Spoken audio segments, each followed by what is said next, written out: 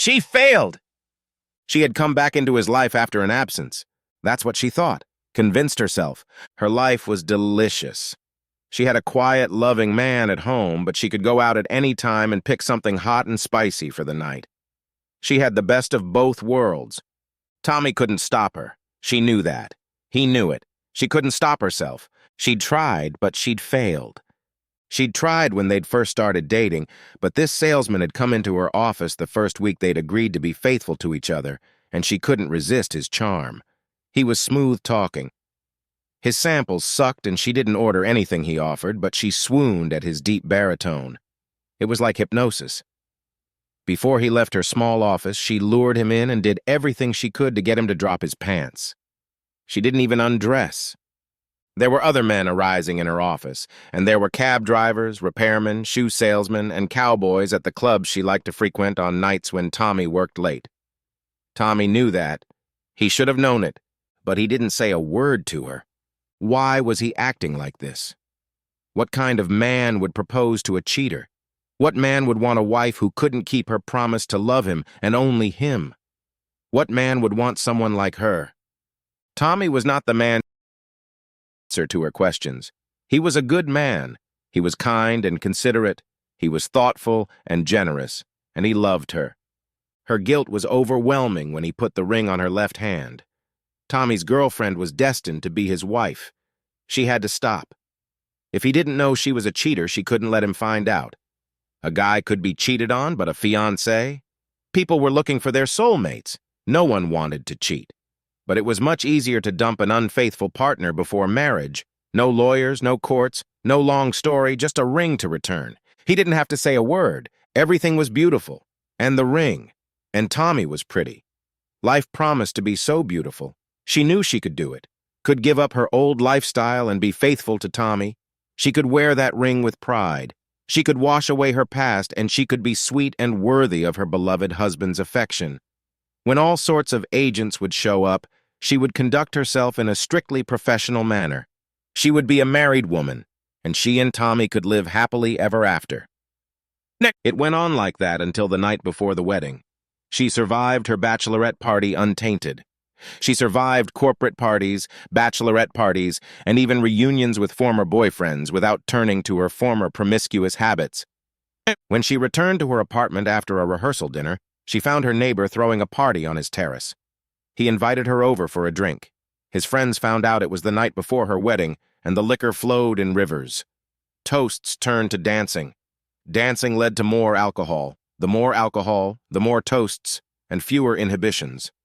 Her resolve dissolved into Tanqueray and tonics, her neighbor and 5 of his closest friends flattering and teasing her about the upcoming ball and chain. By the time they started convincing her that the latest affair would be perfectly acceptable, her habits had returned and she was partying the night away. The makeup artist was professional. The hairdresser was experienced. The dress fit perfectly. Tommy didn't notice the bags under her eyes or the marks on her neck. He didn't see any love bites on her breasts or shoulder, despite the dress with the deep neckline in the back. He didn't say a word. He didn't complain when she fell asleep on her wedding night. She was exhausted from the wedding. He didn't complain the next day when they flew to Puerto Rico for their honeymoon. She was still exhausted. The next day she didn't feel well, fell asleep by the pool, and got so badly sunburned he couldn't touch her for 2 more nights. He didn't complain. He loved her. To him, she was worth the wait. He bit his tongue, and in the bathroom he put lotion on her skin. But he didn't say a word. She loved him for that. She had burned under the tropical sun on purpose, so her stretched body could regain its tone and become perfect again, and she rewarded him for his patience. That morning, when she recovered, she had fully immersed herself in satisfying him. After all that, she took a shower while Tommy rested. He smiled and kissed her as she fell asleep again. He didn't say a word. He owned her mind and body for the rest of their honeymoon. He continued to own her when they got home. She was so busy in bed that she didn't have time to think about other men. She smiled, thinking that what had once been hers was now his. He loved her. He was always gentle with her. He took care of her and fed her well, and she loved him back. For years. But life has a way of taking its course and taking its course. They both became professionals at their jobs, especially Tommy. However, the fact that they put most of themselves into their work affected their sex life. They cuddled and kissed every night, but more and more often there were nights when one or both of them had to work late, and they came home too exhausted to do anything else in bed. It was a step up from the days when they made love just for the sake of saying they were doing it, not making love. For their second anniversary, she had been invited to a party with some of the most influential people in her company. She knew Tommy would have a special night planned, but she had never been invited to one of these famous soirees before, and they were famous for greasing the skids on an advancing career. She was ambitious. She wanted to rise into that upper echelon by any means necessary, and she knew she could go far in the social milieu. She could lead an entire staff. Oh yes, she could. Tommy hadn't been happy when she'd called him to warn him she'd be a couple hours late, but she promised she'd make up for it when she got home, and she'd be home before it was too late. "Light the candles on the table," she said to her husband. "I'll be home in time for us to dine together by their light." Of course, one drink succeeded another, and there was dancing, and she enjoyed the attention of the junior executive so much that she even forgot to call Tommy and tell him to put out the candles and not to wait for her because she would be late. She hardly thought about Tommy when she was happily making love rolling around on the bed with the managing director of sales for the Eastern region, but she was painfully aware of him as she drove home. She was able to shower in the office and reapply her makeup before driving home, but the hour was too late, and it was unlikely to suit her husband.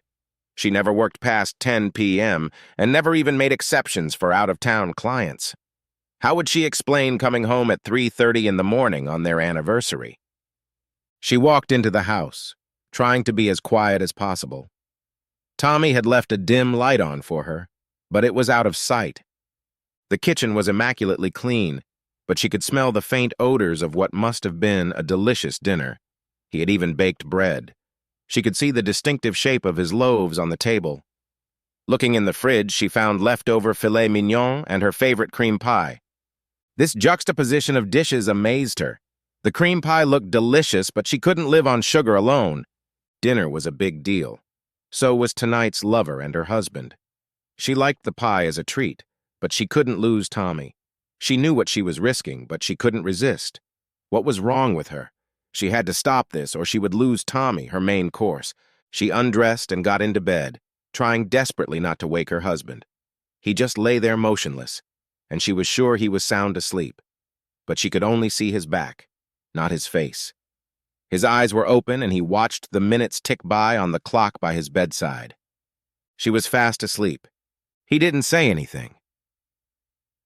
The next morning when she woke up, Tommy was gone. She ran around the house desperately looking for him, but couldn't find him anywhere. It was then that she turned her attention to the dining room table. On it stood their good china and her mother's silver service. Everything glistened and gleamed from recent polishing. 2 candlesticks sat in the center, each holding a mass of melted wax. The candles had burned out, and Tommy had saved them for her. In the center of her plate was a photograph of the table set for their feast. There were fresh flowers everywhere, a bottle of champagne in an ice bucket, and a gift box on the plate where the photo now lay, across which her husband had written, "Happy Anniversary." For someone who said nothing, it said a lot. She ran for the phone and called his office. There was no answer. Of course, it was Saturday and few people worked in his office on weekends. She tried his cell phone and got a message back. San Diego? Had he gone to San Diego? He didn't travel much for work, and if he did, he usually left on Wednesday for a conference for the rest of the week. He never left on Saturday. Shit. So he knew. He should know. And he hadn't said anything. She feared the worst.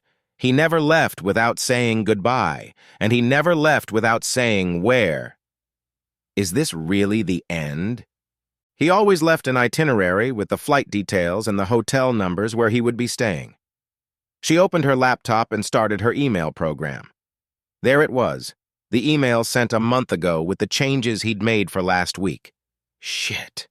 How could she have missed that? He'd told her, oh shit, this was supposed to be the trip. She'd promised Tommy she'd take a week's vacation at work and go with him for their wedding anniversary. How could that have slipped her mind? Too many thoughts of her husband had been slipping her mind lately. She'd been trying to call Tommy all day, but he hadn't answered. Nor had he sent her any messages. What could she say about what had happened? She didn't know how much he knew. He knew, of course, that she'd blown off their anniversary dinner last night, and that she hadn't woken up to go on the trip with him. Perhaps she was lucky she'd forgotten to take a vacation. Perhaps she could actually make excuses for not going with him because she didn't have time for a vacation. The situation was getting worse. She was deeply entangled in a web of missed chances and forgotten commitments. How many times had she been late home after work? Too many. At least yesterday was the only time she cheated on her husband. Cheated on him sexually. She realized that every time she missed dinner or canceled a date because of work, that was cheating on him too. She felt worse and worse. She called Tommy over and over again. There was no answer. He had nothing to say to her. The next morning, she found a message waiting for her, which told her that Tommy had arrived in San Diego and after checking into the hotel, had gone to the beach to watch the sunset. It was beautiful, but by the time he got back to the hotel, it was 2 o'clock in the morning. He didn't call because it wasn't the custom in their family to call each other that late. Of course, maybe it should be because she appeared to like the wee hours of the morning. So he knew how late she'd gotten back. Shit. And she can't talk to him. Shit. There's a 4-hour time difference. Hell, if she doesn't get it on Sunday, she won't get to him. He's so busy when he's working that he usually can't be reached until late at night. She called her husband all day Sunday. Nothing. Monday morning, she found another message. Sorry. Busy with work, may not be able to call. Will be home late Friday night, very late. Later than usual, same as you. Good. At least he'd said something. But she still couldn't tell how much he really knew. She answered Tommy. Miss you. Sorry about Friday night. We can celebrate when you get back. He didn't answer, nor did he call back. She wished he would. She missed his voice, and she really wanted to hear him finish with his usual, I love you. But he didn't say anything. Monday morning was a shitstorm at work. The boss had fired the managing director of sales for the Eastern region along with his entire team. They were led out of the office in handcuffs by police detectives. All sorts of rumors spread around the office. The team of detectives stayed behind to interview the employees. She was the last one to testify that day. She didn't know the answers to what the police wanted to know. Don't leave town, they told her as they let her go. Apparently, there had been some messy paperwork stuff, some equipment that had disappeared from the warehouse, and some secrets sold to competitors. The managing director of sales for the Eastern region and his entourage were in big trouble. Everyone who had connections to them was declared a person of interest in the case. Everyone who was at that party turned out to be such people. She, too, was there instead of going home and celebrating her married life anniversary. She got caught on hotel security cameras going up to the manager's suite, and it turned out she had more connections to him than most of the other employees. She didn't do anything, didn't know about any schemes or industrial espionage. She was just making love. How wrong that sounded. She just mad love. She just cheated on the most wonderful man a girl could have. She deserved jail, but not for something the police could arrest her for. She called her husband's cell phone. There was no answer. She tried to contact his secretary, but she wouldn't tell her where he was. But I'm his wife. If it mattered, you'd know where he was by now. She was right. He was out of reach to talk. Out of reach. It's been a week. The police dropped all charges against her. Her life was back to normal, but without her husband. He hadn't been in touch. She felt alone, even though there were people around her. Friends and co-workers tried to cheer her up. It didn't help. He wasn't there for her. She needed Tommy. She sent her husband another text, hoping he'd respond. Where are you? He answered, Tucson. She hoped he'd say something else. They hadn't spoken since she missed their anniversary. When are you coming home? I don't know. I need you. There was no answer. Please, darling, it was just a business dinner. No, it was our anniversary dinner. I wasn't planning on being late. Let me make it up to you. What would you suggest? Celebrate our anniversary. How? It was just a dinner. We can celebrate with dinner anytime. There was no answer. Please, honey, come home. I'll try to make it up to you. All of it? How much did he know? What did he mean by all? He couldn't have known. This can't be happening. Baby, you're scaring me. Come home. Then tell me about it. How do you envision it all? Baby, what do you want to know? Everything. Okay. I went to the party. No, I said everything. Let's start with that first salesman you slept with before we got married. She didn't say anything. She was stunned. And he went on, listing names that represented her entire history of amorous indiscretions. He knew everything. He listed every instance in which she had betrayed him. His voice buzzed farther and farther into the phone. Tears streamed down her face, washing away her makeup. He'd never said anything, and now he was making up for lost time. Then he informed her that he had systematically siphoned off his assets and hid them where she couldn't get them. In a drawer of his desk, divorce papers had been prepared for her. They were only for her convenience. He himself had moved overseas where the divorce laws were very different and the court did not recognize alimony or community property. He's not coming back. Have a nice life, he told her, hanging up the phone. She had nothing to say. The end,